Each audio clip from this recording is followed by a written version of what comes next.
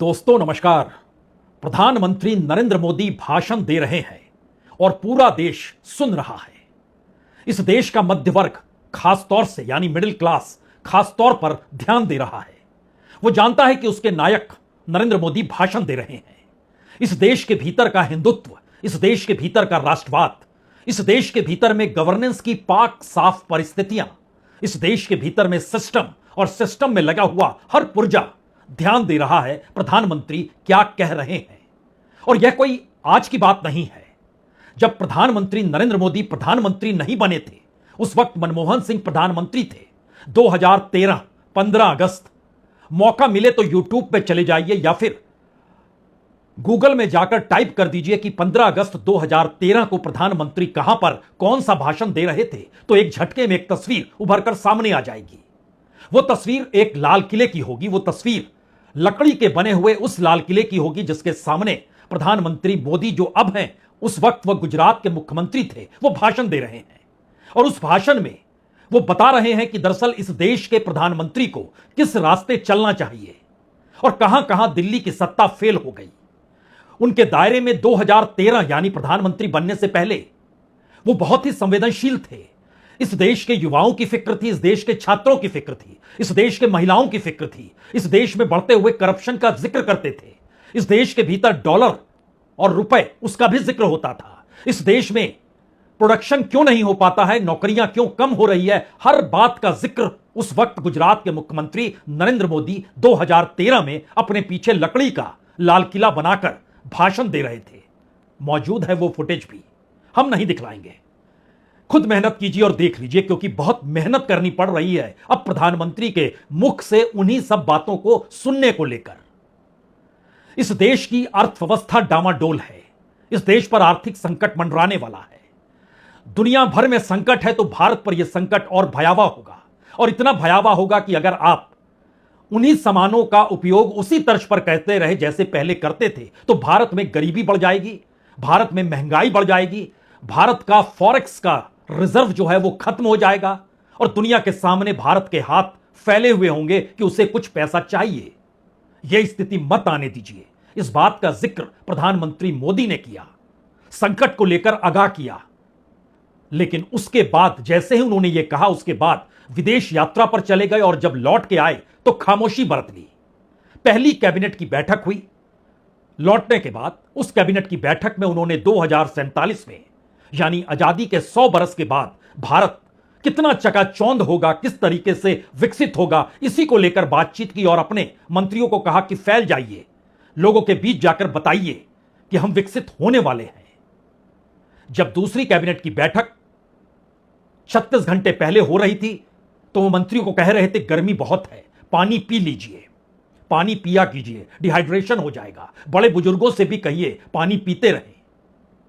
और यह देश इंतजार कर रहा है प्रधानमंत्री कब बोलेंगे इस देश के छात्रों को लेकर, उन छात्रों को लेकर जिन छात्रों को राह प्रधानमंत्री मोदी ने ही परीक्षा पर चर्चा करके बार बार हर बरस बतलाई और दिखलाई। लेकिन इस वक्त वही छात्र अलग अलग प्लेटफॉर्म पर जाकर बता रहे हैं, कह रहे हैं कि दरअसल जिस परीक्षा को वो देते हैं वो खुद एक फ्रॉड सिस्टम है और इस सिस्टम को सरकार ने ही बनाया है। तो प्रधानमंत्री खामोश है। जो संकट का जिक्र था उस पर भी प्रधानमंत्री खामोश है। ऐसा नहीं है कि उसका असर बढ़ती हुई तेल की कीमतों पर नहीं पड़ा, गैस पर नहीं पड़ा, सीएनजी पर नहीं पड़ा, आवाजाही महंगी नहीं हुई, खाने पीने के पदार्थ महंगे नहीं हुए, सब कुछ हो रहा है। लेकिन प्रधानमंत्री बोले तो और इस देश की जनता सुने तो। राष्ट्रीय अंतर्राष्ट्रीय तौर पर खूब कहा। हमारी टीम ने जब इस पर काम करना शुरू किया तो आपको जानकर हैरत होगी, प्रधानमंत्री ने चुनाव के वक्त को अगर आप छोड़ देते हैं, उसके बाद बीते 12 वर्षों में लगभग 3,500 रैलियों में जिक्र इस देश की जनता का करते रहे और उन्हें उस ख्वाब में लेते चले गए जहां सिर्फ और सिर्फ सुंदर सा भारत है जिसमें कोई संकट किसी को नहीं है। यह बात कही जा रही थी, लोग सुन रहे थे, तालियां बजा रहे थे। और बात होते होते आज मन की बात तक भी आ गई। जिस वक्त इस देश का सांसद पिट रहा है, एक पॉलिटिकल पार्टी निशाने पर हारने के बाद बन रही है, जिस दौर में छात्रों के सामने संकट है कि परीक्षा दें तो पेपर लीक, परीक्षा में सवाल दें तो कॉपी बदल गई, परीक्षा देने जाएं तो सिस्टम डगमगा गया। इस परिस्थिति के भीतर करोड़ों छात्र फंसे हुए हैं, लेकिन उन पर बात नहीं करेंगे। महंगाई पर बात नहीं होगी, बेरोजगारी पर बात नहीं होगी। हम तो बात करेंगे उपलब्धियों की, और उपलब्धि भी ऐसी वैसी नहीं। हम आपको बताएंगे कि आम की कितनी किस्म होती है।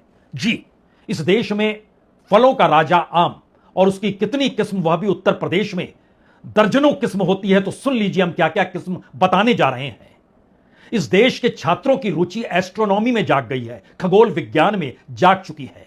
इस देश की एक लड़की जो अंतर्राष्ट्रीय तौर पर फ्रांस में यूरोपियन गर्ल्स मैथमेटिकल ओलंपियाड में रजत पदक जीत जाती है, उसका जिक्र करेंगे और उसके साथ बतलाएंगे कि भारत में 12वीं की छात्रा संजना किस तरीके से, जो संजना चाको जो है वो कितनी प्रसिद्ध है और कितनी तेज है। लेकिन इस देश के भीतर 18 लाख छात्र जो 12वीं की परीक्षा देखने के बाद की परिस्थितियों को देख रहे हैं, और उसके बाद कुछ छात्र जब यूनिवर्सिटी में दाखिला मिल जाए, इसके लिए एंट्रेंस एग्जाम भी देने जाते हैं, गड़बड़ी वहां भी हो जाती है, उन छात्रों का जिक्र नहीं होगा।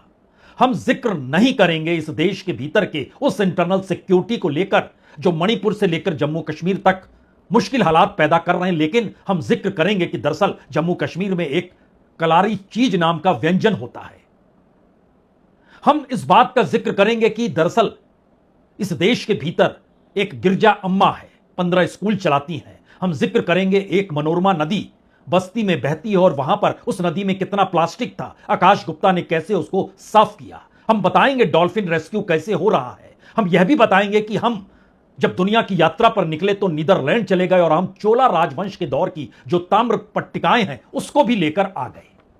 हम जिक्र बिल्कुल नहीं करने वाले हैं कि इस दौर में भारत का मिडिल क्लास जो तालियां बजाता था हमारे हर भाषण के बाद, आज वो संकट में है। उसके बच्चों के सामने अंधेरा है, उनके कैरियर का सवाल है, लेकिन कोई ध्यान नहीं दे रहा है। उस मिडिल क्लास के पास अब जॉब खत्म हो चली है, जो जॉब कर रहे हैं उनकी भी जॉब जा रही है, हम उसका जिक्र बिल्कुल नहीं करेंगे। जो छोटा व्यापारी तबका है वो कैसे फंस चुका है इस इकोनॉमी के दायरे में, हम उसका जिक्र बिल्कुल नहीं करेंगे। जो पैसा लगाता है शेयर बाजार के भीतर, हम नहीं बतलाएंगे कि दरअसल इस बरस विदेशी निवेशकों में लगभग 2.25 लाख करोड़ रुपए निकाल लिए, और सिर्फ इसी महीने यानी मई के महीने में 32,000 करोड़ से ज्यादा वो पैसा क्यों निकाल कर चले गए, हम नहीं जिक्र करेंगे। हम बिल्कुल जिक्र नहीं करेंगे कि भारत के भीतर जो इन्वेस्टमेंट होता था उसमें रुकावट आते आते और मुश्किल हालात आते आते क्यों उस पोजीशन पर पहुंच गए जहां भारत की कंपनियों पर लोग पैसा इसलिए नहीं लगा रहे हैं क्योंकि भारत बहुत पिछड़ गया है। हम नहीं जिक्र करेंगे कि टेक्नोलॉजी को लेकर, प्रोडक्शन को लेकर जितनी बड़ी तादाद में चीन ने जो प्रयोग किए, और चीन के छात्र जो दुनिया में पढ़ाई करने जाते हैं वो चीन वापस क्यों लौटते हैं, और उनकी पढ़ाई का खर्चा चाइना स्टेट क्यों उठाता है, और उसके बाद उसकी अपनी इकोनॉमी किस तरीके से धड़ाधड़ दुनिया को एक लिहाज से अपने ऊपर आश्रित करते हुए बढ़ती चली जाती है, और उसी इकोनॉमी का आश्रय भारत को भी है। हम नहीं बताएंगे भारत के भीतर मेक इन इंडिया नारा तो हम लगा देते हैं, लेकिन उसके लिए जो कच्चा माल चाहिए वो चीन से आता है, नहीं बतलाएंगे। हम कुछ भी नहीं बतलाएंगे कि हमारे पास कोई विजन नहीं है जिसके जरिए हम इस बात का भी जिक्र कर पाएं कि हम संकट से उबरेंगे कैसे। हम तो आपको आमों की किस्म बताने वाले हैं। हम बताने वाले हैं इस देश में निजी उपलब्धियां कैसे किस रूप में होती हैं। तो क्या इस दौर में भारतीय समाज के भीतर वही तबका अब यह मुश्किल हालात को जीने को तैयार हो चला है, जहां पर उसके नायक नरेंद्र मोदी अब भाषण तो दे रहे हैं लेकिन देश के मुश्किल हालातों का जिक्र किसी तबके को लेकर नहीं है। और इन मुश्किल हालातों के भीतर चुनाव जीतने के बाद भी कानून ताक पर हो और गवर्नेंस के तौर तरीके फेल हो जाएं, इसका खुला नजारा अगर कहीं नजर आ रहा है तो वो बंगाल की सांस्कृतिक परिस्थितियों को सहेजने का दावा करने वाले प्रधानमंत्री मोदी हो, गृहमंत्री अमित शाह हो, या फिर बीजेपी ही क्यों ना हो, उस सांस्कृतिक परिस्थितियों को कैसे सहेजा गया। एक तस्वीर कल निकल कर आई, एक दूसरी तस्वीर आज निकल कर आई, दोनों को देख लीजिए।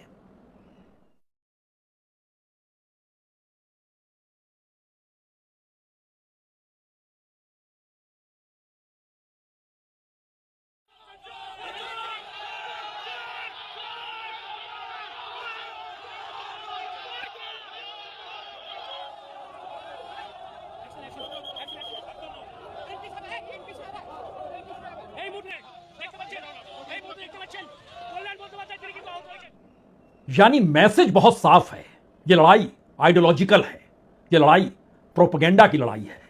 इस लड़ाई के आश्रय इस देश को चलना होगा, लेकिन संकट कुछ ऐसा आया कि अंतर्राष्ट्रीय तौर पर यह मैसेज चला गया कि भारत की पढ़ाई, भारत की शिक्षा व्यवस्था, भारत का न्यू एजुकेशन सिस्टम, भारत के न्यू परीक्षा देने के तौर तरीके और उसमें नंबर की गणना करने के तौर तरीके इस देश में छात्रों को कमजोर कर रहे हैं। और अंतर्राष्ट्रीय तौर पर जो पढ़ाया जा रहा है भारत के बारे में और जो भारत के छात्र पढ़ रहे हैं भारत के बारे में, वह भी फैक्ट के साथ अंतर है। क्योंकि हम तो आइडियोलॉजिकल लड़ाई लड़ रहे हैं, यह एक प्रोपेगेंडा की ऐसी लड़ाई है जिसमें आपकी परीक्षा, पढ़ाई, नंबर, एवोल्यूशन सब कुछ आएगा। लेकिन इसका यह मतलब नहीं है कि हमने बड़ी दुरुस्त व्यवस्था कर रखी है, बिल्कुल नहीं।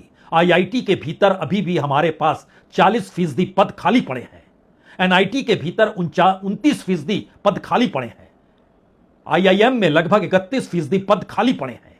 हम नहीं बताएंगे कि सेंट्रल यूनिवर्सिटी के भीतर 2540 प्रोफेसर होने चाहिए, लेकिन हमारे पास जो प्रोफेसर हैं उसमें 56% खाली पड़े हैं। 1113 ही प्रोफेसर है, बाकी पद खाली पड़े हैं। एसोसिएट प्रोफेसर सेंट्रल यूनिवर्सिटीज में 38% खाली पड़े हैं। असिस्टेंट प्रोफेसर वहां भी खालीपन है। और उतना ही नहीं, एडमिनिस्ट्रेशन में भी इस देश की हर यूनिवर्सिटी सेंट्रल यूनिवर्सिटी के साथ लीजिए, पूरे एजुकेशन सिस्टम को ले लीजिए। उसके बाद एक सवाल कीजिए, इस देश में 80 करोड़ लोगों को जो 5 किलो अनाज दिया जाता है, इस देश के भीतर में जो छात्र पहली कक्षा से 8वीं कक्षा तक बड़ी तादाद में पढ़ता है, उसके पीछे पढ़ाई नहीं भूख होती है। इसीलिए तो हम मिड डे मील जो बांटते हैं, जिसमें राज्य की भागीदारी भी होती है, हमारा भी बजट होता है, हम दोनों मिलकर खाना खिलाते हैं, तो हम शिक्षा नहीं खाना देते हैं। और बच्चे शिक्षा के लिए नहीं, उस भोजन को करने आते हैं। हो सकता है उसमें से 10, 20, 25% छात्र निकल जाते हो, लेकिन आंकड़े तो इसके भी खिलाफ हैं। जो बच्चा पहली कक्षा में एडमिशन लेता है, वो 12वीं तक आते आते उसकी संख्या घटते घटते 18% पे आ जाती है। बाकी बच्चे कहां चले गए? उसके बाद जब वो आगे बढ़ता है तो उसमें और बच्चों की कमी आ जाती है। किस जगह पे किस पत्थर को उठाइएगा, और उसके बाद जब परिस्थिति देश की इस वक्त सामने आएगी, तो क्या आप कहेंगे कि एजुकेशन सिस्टम फेल हो गया? क्या आप कहेंगे कि एविएशन सिस्टम फेल हो गया? क्या आप कहेंगे इस देश के भीतर में बड़ी इंडस्ट्रीज को लेकर जो मंत्रालय चलता है वह भी फेल हो गया? जो छोटे और मध्यम यानी एमएसएमई को चलाने वाला मंत्रालय, वह भी फेल हो गया? अगर आप गिनना शुरू करेंगे तो बहुत मुश्किल होगी कि आखिर सफल हम हुए कहां पर। जो इस देश की नदियां चला रही थी, जो इस देश का किसान और मजदूर अपने बूते स्वावलंबी बना हुआ था, हमने वहां भी संकट खड़ा कर दिया। हमारी टीम ने जब इस पर सरकारी आंकड़ों को देखा तो हैरत हो गई। हैरत इसलिए हो गई क्योंकि जो पानी नदियों से आता था और सामान्य तौर पर सिंचाई की व्यवस्था और जमीन की उपज उसी पानी से हो जाती थी, वहां पर भी हमने बड़े बड़े प्रोजेक्ट्स लगाने शुरू कर दिए जो सीमेंट और कंक्रीट के थे, जो इंफ्रास्ट्रक्चर के नाम पर चल रहे थे। और 27% सिंचाई की व्यवस्था, तो दूसरी तरफ 38% हमने वो हिस्सा ही ले लिया उस इंफ्रास्ट्रक्चर और कंक्रीट के आश्रय, जिससे इस देश के भीतर प्रति व्यक्ति आय बढ़ी नहीं। हां, कॉर्पोरेट को लाभ जरूर हुआ, एक खास तबके को लाभ जरूर हुआ, लेकिन पहली बार, जी ध्यान दीजिएगा, पहली बार संकट उसी पर मंडरा रहा है। मिडिल क्लास में भी वही हिंदू है जो सोचता रहा, समझता रहा ये देश आगे तो बढ़े, हम उस देश को बनाने की प्रक्रिया में शामिल तो हो जाएं। लेकिन एक पूरे सिस्टम को जिस लिहाज से पिरोया गया, उसका मैसेज यही था, हमारे कौन से लोग हैं, ये हमारे लोग हैं, हमें अपने ही लोगों के साथ खड़े होना है। आज कहा गया हमें मुस्लिम वोट नहीं चाहिए, हो सकता है कल कहा जाए हमें मिडिल क्लास का वोट भी नहीं चाहिए, तब मिडिल क्लास क्या करेगा? कल वो कह सकते हैं कि हमें ग्रेजुएट का वोट नहीं चाहिए, तब ग्रेजुएट क्या करेगा? वो कह सकते हैं हमें उस किसी का वोट नहीं चाहिए जो इस दौर में कोई भी सवाल खड़ा करे, तब कोई क्या करेगा? परिस्थितियां इतनी नाजुक है क्या? जब यह सवाल हो रहा है तो हो सकता है आपके जहन में और भी कई सवाल उभर रहे हो। कल तक की बंगाल की नेत्री ममता बनर्जी ताकतवर थी, वो सीधे प्रधानमंत्री और गृहमंत्री को निशाने पर लेने से चूकती नहीं थी, वो विपक्ष के नेता को भी तरजीह नहीं देती थी। लेकिन जब सत्ता चली गई, कोई नहीं बचा, तब उन्हें आस चाहिए, मदद चाहिए, तो राहुल गांधी का एक टेलीफोन भी उनके भीतर एक उम्मीद भर देता है। दरअसल यह सुनने की जरूरत इसलिए नहीं है कि वो ममता बनर्जी चुनाव हारने के बाद कितनी कमजोर हो गई। यह सुनने की जरूरत इसलिए है कि सत्ता जिनके पास भी होती है उनके साथ एक संवैधानिक ताकत चलती है जो सुरक्षा का दायरा बनाती है। तो क्या इस देश में जो सुरक्षा के दायरे से हटा, इस देश की जनता के भीतर इतना आक्रोश भरा हुआ है, या कानून के राज के हिसाब से और कॉन्स्टिट्यूशन के लिहाज से अगर इस देश को चलाना था तो वह फेल तो नहीं हो गया, या फिर फेल हो चुका है? राहुल गांधी ने मेरे को फोन किया था, उन्होंने कहा दीदी एक कोई ममता जी कोई जरूरत है तो मेरे को बताना तो मैं उसको हैदराबाद में ले जा सकता है और कोई भी जगह पे। ये राहुल जी मेरे को फोन पे बताया। बीजेपी अगर मारता था ना 15 दिन समय नहीं लगता, टीएमसी का नमो निशान एक झंडा नहीं मिलता, 5-5 तल्ला बिल्डिंग में बैठे हुए तोड़ के ईंटा निकाल देता सब। बीजेपी है, भगवान का शुक्र करो कि बीजेपी सत्ता में आई है, नहीं तो कोई टीएमसी का नाम नहीं मिलता। एक भी नहीं बचते नेता, रास्ता में उतार उतार के मारते लोग। ऐसा क्या हो गया? कल तक ममता ताकतवर थी, आज ममता ताकतवर नहीं है। दरअसल यही वो मैसेज है जो बतलाता है कि इस देश में राजनीतिक सत्ता जो है वो लोगों से जुड़ाव नहीं है उनका। इसीलिए आम आदमी पार्टी की प्रवक्ता टेलीविजन पर यह कहने से हिचकती नहीं है कि आप जिक्र कर रहे हैं कि जनता के भीतर आक्रोश है, तो ममता बनर्जी के भतीजे अभिषेक बनर्जी की लोगों ने पिटाई कर दी, तो एक क्षण के लिए इस देश के एजुकेशन मिनिस्टर उनकी सुरक्षा को हटाकर देखिए, तब आप समझेंगे कि लोगों के भीतर क्या आक्रोश है। कर पाएंगे आप? यह कोई हंसी ठटके की स्थिति नहीं है इस देश के भीतर। जब सत्ता का मतलब सुरक्षा हो जाए और सुरक्षा का मतलब कानून से ऊपर उठकर काम करना हो जाए, और कानून और संविधान दोनों इस दौर में खारिज दिखाई देने लगे, और प्रधानमंत्री के भाषण वो आम की किस्में बताने लगे और नदी साफ किसी एक व्यक्ति ने कैसे कर दी इसका जिक्र करने लगे, एक एथलीट 100 मीटर किस रफ्तार से दौड़ा यह बताने लग जाएं, यह कोई सामान्य स्थिति नहीं है कि हम विदेश यात्रा से लौट कर आए तो हम चोल राजवंश के दौर के ताम्र पट्टिकाओं को लेकर आ गए हैं। इस दौर में दुनिया के भीतर भारत को लेकर कौन सा नजरिया है? भारत के पूरे एजुकेशन सिस्टम को लेकर इस दौर ने तो झड्डियां उड़ा दी हैं। अब जरा कल्पना कीजिए कि अगले बरस जो छात्र हायर एजुकेशन के लिए दुनिया की अलग अलग यूनिवर्सिटीज में जा रहे होंगे, जो इस बरस यानी बीते हुए बरस में 11 लाख छात्र भारत के गए, वहां पर किसी इंटरव्यू बोर्ड में या परीक्षा में या फिर किसी भी संवाद में या बातचीत में ही पूछ दे कोई कि आपके यहां तो जो नंबर होते हैं वह भी गड़बड़, जो पढ़ाई जाती है वह भी गड़बड़ी, और आप ही के देश के बारे में आपकी खुद की जानकारी उतनी नहीं है। यह स्थिति 5-10 बरस रुक जाइए, जो पढ़ाया जा रहा है, जो करिकुलम है, जो सिलेबस है, जो पढ़ाई के तौर तरीके हैं, जो परीक्षा देने के तरीके, यह पीढ़ी जब निकलकर सामने आएगी 5 से 10 बरस, उसके बाद फिर भी हम और आप इंतजार कर रहे हैं 15 अगस्त का कि लाल किले के प्राचीर से इस देश की बात तो होगी। संकट इतना भर नहीं है, 3 बड़े संकट इस देश के सामने खड़े हैं। पूरी दुनिया जानती है कि वो दौर अलग था जब धर्म के हिसाब से सत्ताएं चलती थी। रिलीजन के जरिए सत्ता को चलाना और रेस के जरिए अपने आप को श्रेष्ठ बताना, ये दोनों परिस्थितियां गायब हो गई। मेरिट के आधार पर दुनिया चलती है और वही डेवलपमेंट का प्रतीक होती है। लेकिन मेरिट अगर सिस्टम के हर पुर्जे को ढीला कर रही हो, मेरिट में वही आएगा जो हमारा आदमी होगा, और हमारा आदमी वही होगा जो हमारे आइडियोलॉजिकल खांचे में फिट बैठ जाए, तो फिर मेरिट कहां पर है? और अगर नहीं है तो यह पहला संकट है। दूसरा बड़ा संकट, इस दौर में 12 बरस किसी देश के लिए कम होते नहीं है। यह कितने बरस तक रहेगा यह भी कोई नहीं जानता है। जो परिस्थितियां हैं वो कल भी चीजें खत्म हो सकती हैं और आगने वाले 10 वर्षों में भी खत्म नहीं हो सकती है। एक ऐसी परिस्थिति में इस देश के भीतर की उस डेमोक्रेसी को फंसा दिया गया जो अभी तक चुनाव के जरिए इस देश के मुद्दों को उठाकर सत्ता परिवर्तन देखती थी। अब वो चीजें भी ढीली हो गई। क्या वो चीजें कोई दोबारा इस देश में ला सकता है? शायद ये दूसरा बड़ा सवाल है। और तीसरा बड़ा सवाल है कि अब संकट उसी क्लास के भीतर, उसी तबके के भीतर है और उसके अपने भविष्य को लेकर, उसके अपने बच्चों के भविष्य को लेकर है, जिसने तालियां बजाई थी 2013 में भी लकड़ी के लाल किले के सामने खड़े गुजरात के मुख्यमंत्री के भाषण को सुनकर, और उसके बाद से 2014 में जो लाल किले के प्राचीर से दिया गया भाषण था, वहां से उठकर अगर 2026 के लाल किले के प्राचीर से पहले तक की परिस्थिति में आप एक एक चीज छांटना शुरू कर दें तो आपको इस देश में आइडियल गांव नहीं मिलेगा। जिसको सांसदों ने गोद लिया था। आपको इस देश के भीतर शौचालय हो या इस देश के भीतर आवास योजनाओं की परिस्थिति हो, और इस देश के भीतर रोजगार हो, किसानों की आय दुगनी हो, मजदूरों की बढ़ती हुई मजदूरी हो, नहीं मिलेगा।